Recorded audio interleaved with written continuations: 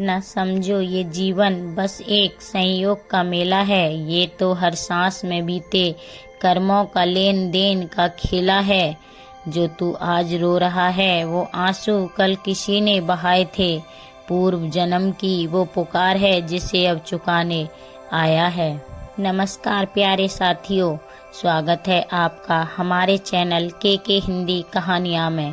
प्रिय साथियों, आज हम आपके लिए एक बहुत ही ज्ञानवर्धक कहानी लेकर आए हैं, इसीलिए आप इस कहानी को पूरा देखें।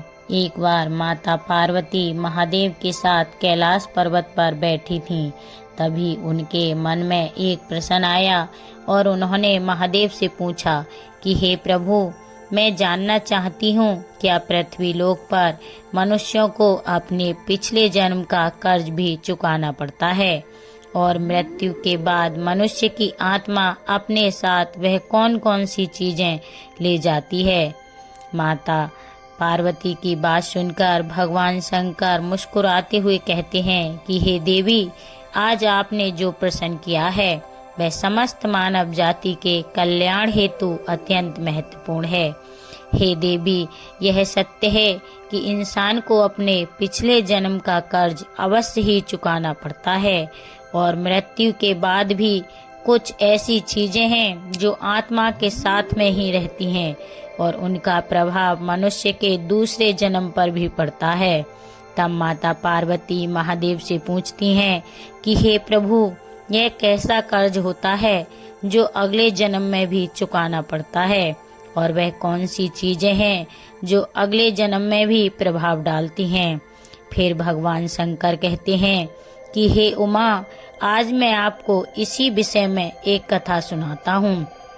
आप इस कथा को ध्यान से पूरा सुनिए, आपको आपके सभी प्रश्नों के उत्तर अवश्य ही मिल जाएंगे कि पूर्व जन्म का कर्ज क्यों चुकाना पड़ता है। भगवान शंकर कहते हैं, हे देवी, जो भी भक्त इस कथा का श्रवण करता है उसके जीवन में सुख संपत्ति और धन की वर्षा होती है, इसीलिए इसे पूरा ध्यान से जरूर सुने। हे माता आदि शक्ति, जो भी भक्त इस कथा का श्रवण करता है उसके जीवन में सुख समृद्धि और धन की वर्षा होती है, इसीलिए इस कथा को पूरा ध्यान से सुने।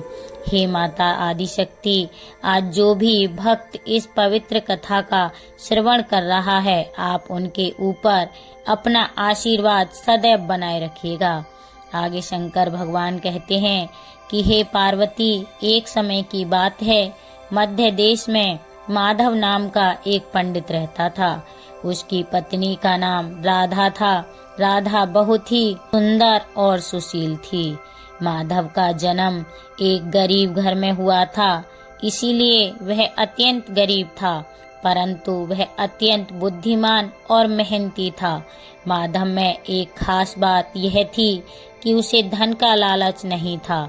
माधव अपनी मेहनत के दम पर उसने धीरे धीरे धन का संग्रह किया, लेकिन अब माधव में परिवर्तन होने लगा। जैसे जैसे उसके पास धन का संग्रह बढ़ने लगा, वैसे वैसे दिन रात उस धन को बढ़ाने की चिंता में माधव डूबने लगा। उसकी पत्नी राधा भी धन की अत्यधिक लालची स्त्री बन गई। प्रिय दर्शकों, फिर महादेव कहते हैं कि हे पार्वती, आप तो जानती ही हो कि इंसान के पास कितना भी धन हो जाए वह उसके लिए कम ही रहता है, उसके अंदर धन की इच्छा बढ़ती ही जाती है। माधव अब ऐसा सोचता था कि वह कुछ ऐसा करे कि जिससे कुछ ही दिनों में धन में हजारों गुना बढ़ोतरी हो जाए। भगवान भोलेनाथ कहते हैं कि हे देवी, पहले माधव धन को चंचल और हाथ का मैल समझता था और कहता था, धन का क्या है, वह तो हमेशा आता जाता रहता है, एक हाथ आता है और दूसरे हाथ चला जाता है। लेकिन तब वह बेवकूफ था।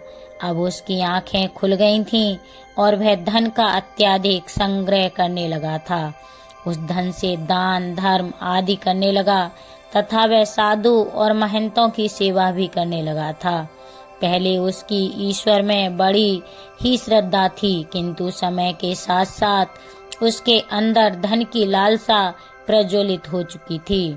धन की लालसा ने उसके सभी सद्गुणों और अंतर आत्मा को नष्ट कर दिया था। पहले माधव के द्वार पर कोई भी संत महात्मा आते थे तो वह खुशी मन उनका आदर सत्कार करता था, परंतु अब आदर सत्कार के समय मुख पर निराशा और मायूसी रहती थी। प्रिय दर्शकों, भगवान भोलेनाथ कहते हैं कि हे उमा, एक बार की बात है कि एक साधु तीर्थ यात्रा के लिए जा रहे थे तो रास्ते में उसी माधव का घर दिखाई दिया। साधु ने सोचा संध्या हो चुकी है, आज की रात बिताने के लिए इस घर में स्थान देखता हूँ। तब वह साधु माधव के द्वार पर पहुँचे और माधव से कहने लगे, हे पुत्र, मैं यात्रा के लिए जा रहा था और संध्या हो चली है। यदि आज की रात बिताने के लिए मुझे तुम्हारे घर में स्थान मिल जाए तो अच्छा होगा। मैं बड़ी ही आशा के साथ आपके द्वार पर आया हूँ। साधु ने बड़े प्रेम भाव से माधव से यह बात कही, जिस कारण से माधव का हृदय भक्ति भाव से भर गया और वह उन्हें प्रणाम करते हुए बोला कि हे महात्मा, जरूर आपकी सेवा करना तो मेरा परम धर्म है, आप मेरे घर पर रुकिए। तब वे साधु मुस्कुराते हुए कहते हैं कि हे पुत्र, आजकल के समय में तुम्हारे जैसे भक्ति भाव वाले पुरुष बड़ी कठिनाई से मिलते हैं। इसी प्रकार से साधु के मुख से अपनी प्रशंसा सुनकर माधव बहुत ही खुश होता है। माधव को ऐसा लगा जैसे उसे स्वर्ग ही मिल गया, स्वर्ग में ही स्थान मिल गया हो। यह सोचकर माधव बोला, महाराज, अगर हम आप जैसे संतों की सेवा नहीं करेंगे तो इस मानव जीवन का क्या मतलब होगा। माधव साधु जी को अपने घर के अंदर ले आया। जब उन्होंने घर में प्रवेश किया तब माधव ने उनके स्वागत सत्कार में कोई कमी नहीं छोड़ी। भले ही माधव इतना आदर सत्कार करना नहीं चाहता था, लेकिन इस महात्मा की बातों में कुछ ऐसी दिव्य शक्तियां थीं कि उसके वर्षों पुराने विचार चंद पलों में बदल गए। जैसे सूखी धरती पर एक दिन की बारिश से हरियाली छा जाती है, इस भक्ति भाव से महात्मा का दिल भी अत्यधिक खुश हो गया। माधव और साधु के बीच ज्ञान और भक्ति की बातें चलती रहीं। अंत में माधव ने पूछा कि हे महात्मा, आप कैसे बने। महात्मा ने हंसकर उत्तर दिया, पुत्र, बुढ़ापा आ गया है, अब क्या मैं हमेशा गृहस्थी में ही फंसा रहूंगा। कुछ दिन हैं, कुछ थोड़ी सी जिंदगी बची है तो हरि भजन भी करना चाहिए। इसीलिए भगवान की कृपा से मैंने बहुत धन कमाया है। मेरे 4 पुत्र हैं और एक कन्या भी है। अब सारी धन दौलत उन्हें बांट दी है और अब तीर्थ यात्रा को जा रहा हूँ। फिर कुछ समय के पश्चात माधव ने साधु से पूछा, तो आपने अपना सब कुछ बच्चों को दे दिया या अपने पास भी कुछ रखा है। तब वह साधु माधव से बोले कि हाँ बेटा, मेरे हाथ में जो यह लाठी देखते हो, यह अंदर से खोखली है। इसमें मैंने 1000 स्वर्ण की मुद्राएं डाल रखी हैं। यात्रा में कभी कभी धन की आवश्यकता भी पड़ जाती है। यह कहते कहते साधु को नींद लग गई, लेकिन माधव की आंखें जाग रही थीं और यह सारी बातें माधव की पत्नी राधा भी सुन रही थी तथा वह जान ली थी अब रात्रि का पहला पहर बीत गया था।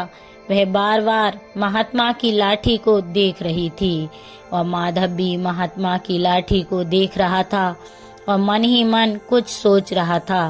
अब उसके अंदर लोभ की माया का संचार हुआ, किंतु उसकी अंतर आत्मा इस घृणित कार्य को करने से माधव को रोक रही थी। किंतु वही मन की दुष्ट आत्मा स्वर्ण मुद्राएं पाने की जिद पर अड़ गईं। कुछ समय तक इस संघर्ष में उसके मन का बुरा हाल हो चुका था। तभी उसकी पत्नी राधा उसके पास आकर बैठ जाती है और कहती है, हे स्वामी, आप किस गहरी चिंता में हो? क्या आप भी वही कुटिल मनसा सोच रहे हैं जो मैं सोच रही हूँ? इस महात्मा ने तो अपनी खूब सेवा करवा ली है, अब इन्हें कुछ तो हर्जाना भरना पड़ेगा। तब माधव कहता है, मेरे मन में बड़ी ही दुविधा हो रही है। हमारा कर्तव्य है कि अतिथि की सेवा करें, किंतु अगर हम इनके धन को चुराते हैं तो पाप लगेगा। शायद हमें ऐसा नहीं करना चाहिए। तब माधव की पत्नी उससे कहती है, अजी, आप कैसे फिजूल की बातें कर रहे हो?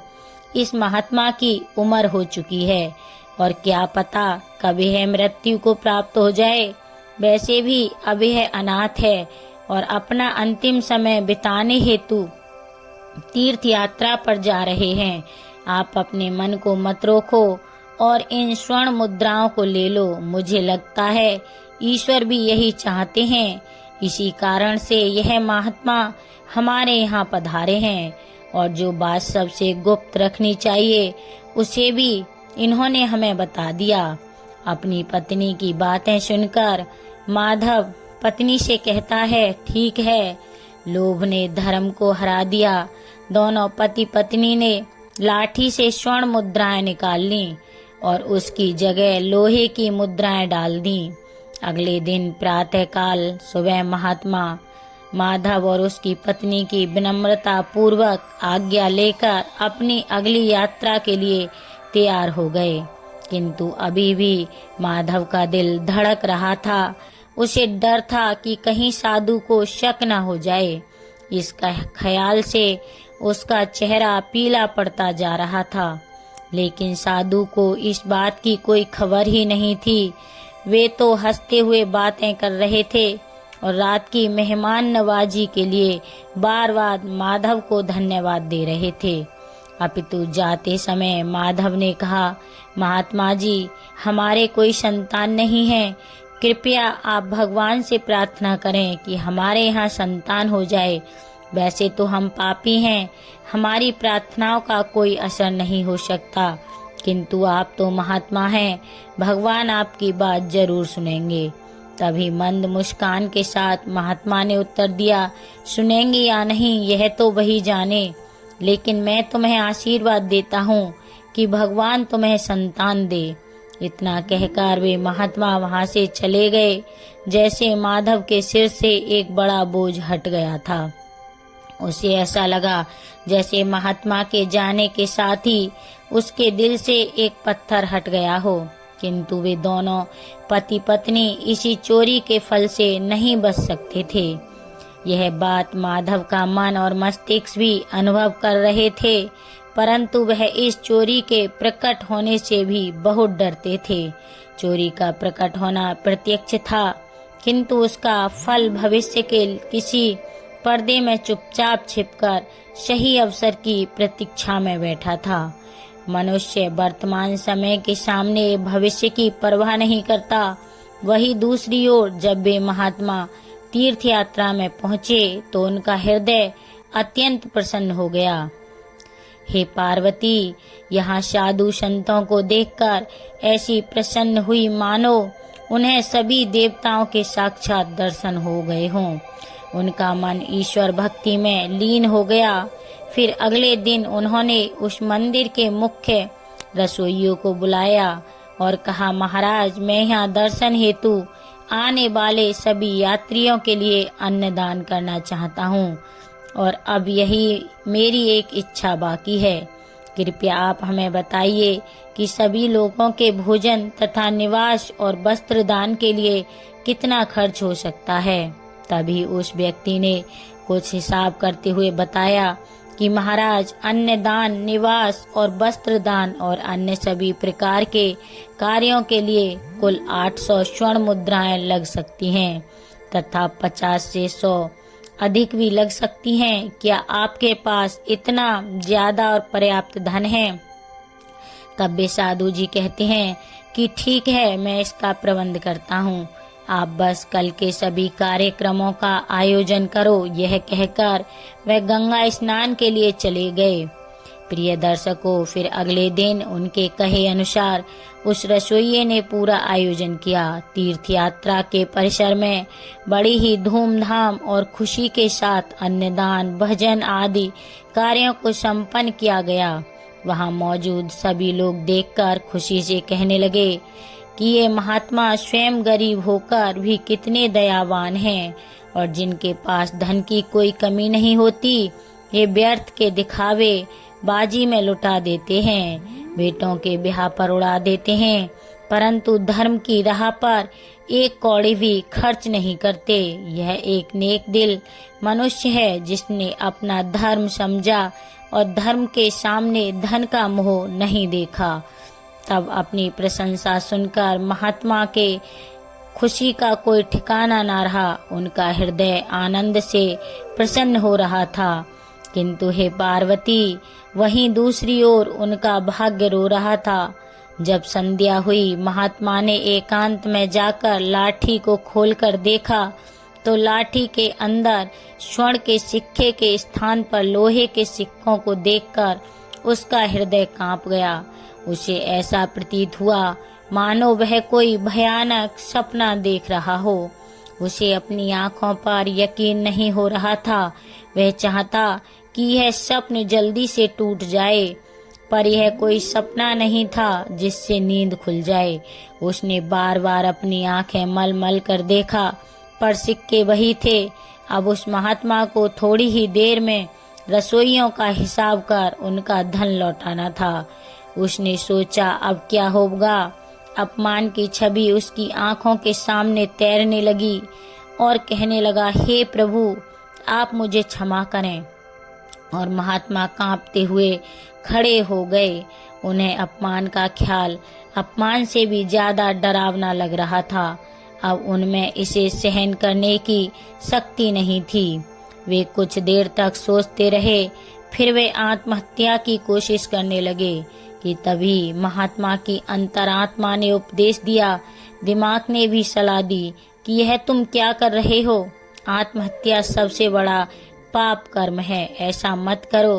पर निराशा ने हर तरफ से उन्हें हरा दिया। महात्मा का चेहरा मृत व्यक्ति की तरह से पड़ गया था। तब उसने चारपाई पर खड़े होकर अपनी गर्दन में फंदा डाला और कांपते हुए पैरों से चारपाई को ठोकर मार दी। वह महात्मा फांसी पर झूल गए और उनकी मौत हो गई। जहाँ सुबह बहुत सुखपूर्वक शांति थी, लेकिन किसे पता था कि शाम इतनी दुखद होगी। कुछ ही समय के बाद यह घटना का चारों ओर फैल गई। यह सब देखकर उस रसोइये ने ही महात्मा का अंतिम संस्कार किया और फिर से भगवान का नाम लेकर अपने काम में लग गया। वे महात्मा तो मर गए, लेकिन उनका आशीर्वाद अभी भी जीवित था। हे पार्वती, उधर क्या होता है, 1 साल के भीतर ही उस ब्राह्मण माधव के घर में एक पुत्र का जन्म हुआ। इस अवसर पर माधव ऐसे प्रसन्न हुआ मानो सारे संसार का धन उसे मिल गया हो। अब तो अंधेरे घर में प्रकाश छा गया था। उनके पैर धरती पर ना पड़ते थे। उसने बालक का नामकरण संस्कार बड़ी ही धूमधाम से किया। इस उत्सव के अवसर पर एक नगर भोज दिया गया। उस दिन माधव ने अपनी सारी जिंदगी की कंजूसी निकाल दी और धन को पानी की तरह बहाया, और बालक का नाम प्रकाश रखा गया। जैसे जैसे प्रकाश की आयु बढ़ती जाती, सुदामा की कामनाएं बढ़ती जा रही थीं। प्रकाश बहुत ही शांत और भगवान का उपासक बालक था। उसकी तीव्र बुद्धि देखकर आश्चर्य होता था। लोग कहते थे कि यह कुल का नाम बढ़ाएगा। माधव यह सुनकर फूले न समाते। उसकी चंचलता को देखकर उनका प्यार और भी बढ़ता जाता था। इसी प्रकार 7 वर्ष बीत गए। प्रकाश शिक्षा ग्रहण करने हेतु आश्रम में गया। वहाँ भी उसके गुणों का विकास होने लगा। माधव यह देखकर ईश्वर को बार बार धन्यवाद करता था, लेकिन कभी कभी जब उसे उस महात्मा के साथ अपने दुर्व्यवहार की याद आती तो उसके दिल में एक चुभन होती और उसकी आत्मा पर एक अनजाना सा डर छा जाता था। उसे बार बार अपने ऊपर बहुत गुस्सा आता था। वह अक्सर मन ही मन दुखी होता रहता और मन ही मन कहता कि मेरी बुद्धि कैसी हो गई थी, मैंने ऐसी मूर्खता क्यों की होगी। लेकिन बीता हुआ समय उसके हाथ में नहीं आ सकता था। उसने वह स्वर्ण सोने की मोहरों को एक लाल वस्त्र में बांधकर सिंदूक में रख दिया और यह निश्चय किया कि वे उस महात्मा को वापस दे देंगे। फिर उन्होंने महात्मा की खोज शुरू कर दी। कई लोगों को भेजा लेकिन वे उस महात्मा तक नहीं पहुंच सके। इतना समय बीत गया कि अब माधव उस घटना को भूल गए थे, परंतु वह स्वर्ण मुद्राएं अभी भी एक लाल वस्त्र में लिपटी हुई उसी संदूक में पड़ी थीं। समय धीरे धीरे गुजरता गया और इधर प्रकाश अब 18 वर्ष का हो गया था। साथ ही उसे एक बीमारी ने जकड़ लिया। तब महादेव कहते हैं कि हे पार्वती, प्रकाश के इलाज में काफी धन खर्च हो रहा था। फिर एक दिन अचानक माधव अपनी पत्नी और बेटे को साथ लेकर तीर्थ यात्रा के लिए निकल पड़े। उन्होंने सोचा कि तीर्थ यात्रा में जाकर उनका बेटा सही हो जाएगा। वहां पहुंचकर वे एक सराय में ठहरे। वहां माधव को पता चला कि उनके बेटे प्रकाश का व्यवहार साधुओं जैसा हो रहा है। उनके अंदर वैराग्य आ रहा है। वह दिन रात साधुओं के डेरे में समय बिताता है और जब भी किसी दीन दुखी या गरीब को देखता है उसकी मदद करता है। इसे देखकर माधव बहुत परेशान होते थे, पर वे कुछ कर नहीं पाते थे क्योंकि प्रकाश उनकी इकलौती संतान थी। उसका मुंह देखकर माधव का क्रोध शांत होता था। वे बहुत सोचते थे, परंतु पुत्र के इस स्वभाव का कारण उन्हें समझ में अब तक नहीं आया था। फिर दूसरे दिन संध्या के समय प्रकाश भजन कर अपने सराय की तरफ लौट रहा था कि रास्ते में उन्हें एक बूढ़ा आदमी रोता हुआ मिला। तब प्रकाश ने आश्चर्य से पूछा, भाई रोते क्यों हो? तब वह बूढ़ा कहने लगा, बेटा क्या कहूँ, कहते हुए लज्जा आती है। अगर तुम जानना ही चाहते हो तो सुनो, मैं गंगा जी में डूबकर अपना जीवन समाप्त करने जा रहा हूँ, क्योंकि मुझे व्यापार में घाटा हुआ है और मेरे सिर पर बहुत सा कर्ज है। व्यापार में भी नुकसान हुआ है और कर्ज भी है। तब प्रकाश कहता है, पर यह तो छोटी सी बात है। उस बूढ़े व्यक्ति ने अजीबो गरीब नजरों से प्रकाश की ओर देखते हुए कहा, मुझे अपना कर्ज चुकाना है, नहीं तो मेरे पास आत्महत्या करने के अलावा कोई दूसरा विकल्प ही नहीं है। तब प्रकाश कुछ देर तक चुप रहा। यह मौन उस दुर्भाग्यशाली बूढ़े व्यक्ति के लिए एक उम्मीद बन रहा था। उसके आंसू थम गए और फिर प्रकाश ने पूछा कि हे महाराज, आपको कितने धन की आवश्यकता है? कृपया आप मुझे बताइए। मित्रों, जब इंसान निराश होता है तब उसे हर कदम पर एक उम्मीद नजर आती है। उस बूढ़े व्यक्ति ने हिसाब लगाकर जवाब दिया और कहा, मेरे सिर पर लगभग 1000 स्वर्ण मुद्राओं का कर्ज है। प्रकाश फिर कुछ देर के लिए चुप रहा। फिर उन्होंने कहा कि महाराज, आप चिंता मत करो, आप बस यहीं गंगा के घाट पर मेरी प्रतीक्षा करो। बस मैं अभी आता हूँ। आपके लिए मैं कहीं से धन का संग्रह कर लेकर आता हूँ। तब बूढ़े आदमी ने कहा, बेटा, यही पास में ही मेरी एक धर्मशाला है, तुम वहीं आ जाओ। उसी समय प्रकाश भागते हुए वापस सराय में पहुंचा। उस समय उसके हृदय में हलचल सी मची हुई थी। उसका दिल व्याकुल था। वह चाहता कि जिंदगी जितनी जल्दी हो सके बूढ़े बाबा का संकट दूर कर दे। उसकी दिव्य शक्ति ने विश्वास दिला दिया था कि इस बूढ़े बाबा की सहायता करना मेरा धर्म है। वह एक विशेष भावुकता के साथ अपने सराय पर पहुंचा। तब उसके माता पिता दोनों सराय से बाहर गए हुए थे। अब प्रकाश का रास्ता साफ हो गया था। उसने संदूक पर जो ताला लगा हुआ था उसे एक पत्थर से तोड़ दिया, फिर से संदूक को खोलना शुरू कर दिया। निराशा ने अपनी जगह बना ली थी, लेकिन आशा ने बंधन बांध दिए थे। तभी अचानक प्रकाश के हाथ में वह लाल वस्त्र आ गया। उसने उसे कांपते हाथों से खोला और उनका दिल कमल की तरह खिल उठा। उस रूमाल में पूरी 1000 स्वर्ण मुद्राएं थीं। यह वही सोने की मुद्राएं थीं जिसे उसके पिता ने कभी एक महात्मा से चुराया था। जब स्वर्ण मुद्राओं की गिनती की तो वे पूरी 1000 ही निकली। प्रकाश का दिल प्रसन्नता से भर गया और उसने वह मुद्राएं अपनी जेब में डाली और वस्त्र को वापस संदूक में रख दिया तथा अति उत्साह के पास उसी बूढ़े बाबा के पास जा पहुंचा और उन्हें वह मुद्राएं दी। मित्रों, भगवान महादेव कहते हैं कि हे उमा, आपके पहले प्रश्न के अनुसार हर व्यक्ति को पूर्व जन्म का कर्ज चुकाना ही पड़ता है। यह वही रसोइया बूढ़े बाबा हैं जिन्होंने उस महात्मा का अन्न दान और भंडारे का आयोजन किया था, किंतु उनके आत्महत्या करने के कारण इनके ही धन की हानि हुई थी। और वही महात्मा हैं जो माधव के घर में जन्म लेकर अपना कर्जा चुका कर मुक्त हुआ है। हे देवी, अब आगे सुनो। होनी को कुछ और ही मंजूर था। जब प्रकाश वापस लौटा तो उसके मन में एक अनोखी शांति थी, मानो कि उसका जन्म इसी कार्य को पूर्ण करने हेतु हुआ था।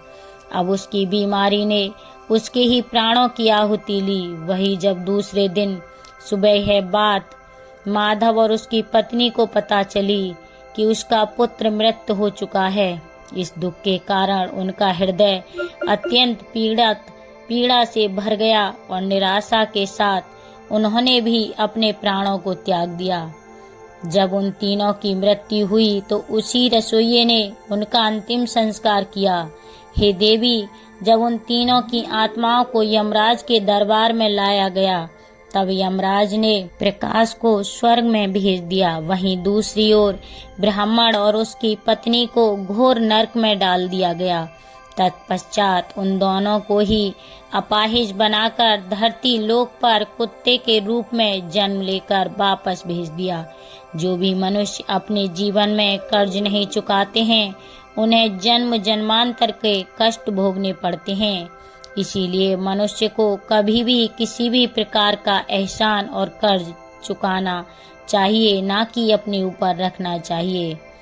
तो हे प्रिय दर्शकों, महादेव कहते हैं कि हे उमा, आपके दूसरे प्रश्न के अनुसार मृत्यु के पश्चात भी 5 ऐसी चीजें हैं जो शरीर का साथ कभी नहीं छोड़ती हैं और मृत्यु के पश्चात भी उस आत्मा के साथ ही रह जाती हैं। यानी मृत्यु के पश्चात जब आत्मा दूसरे शरीर में प्रवेश करती है तो यह चीजें आत्मा के साथ उस नए शरीर में प्रवेश कर जाती हैं। कामना वह पहली चीज है जो मनुष्य की मृत्यु के साथ ही रहती है और अगले जन्म में भी उसके साथ रह जाती है। दूसरी है कर्म। मनुष्य इस जीवन में पुण्य कर्म और अच्छे कर्म करता है तो अगले जन्म में भी उसे मनुष्य को सुख, शांति और समृद्धि की प्राप्ति होती है। वहीं अगर वह मनुष्य बुरे कर्म या कुकर्म करता है तो अगले जन्म में उस मनुष्य को नरक रूपी जीवन व्यतीत करना पड़ता है, जिस कारण यह कहा जाता है कि कर्म की गति ऐसी होती है कि जो 7 जन्मों तक पीछा नहीं छोड़ती। तीसरी है वासना। वासना भी कामना का ही एक प्रकार है। वासना एक ऐसी चीज मानी जाती है जिसका कोई भी अंत नहीं है। मृत्यु की चौखट पर आए हुए लोग भी वासना से मुक्त नहीं हो पाते हैं।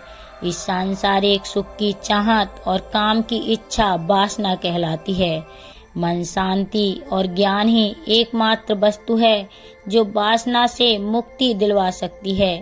चौथी है स्मृति या ज्ञान।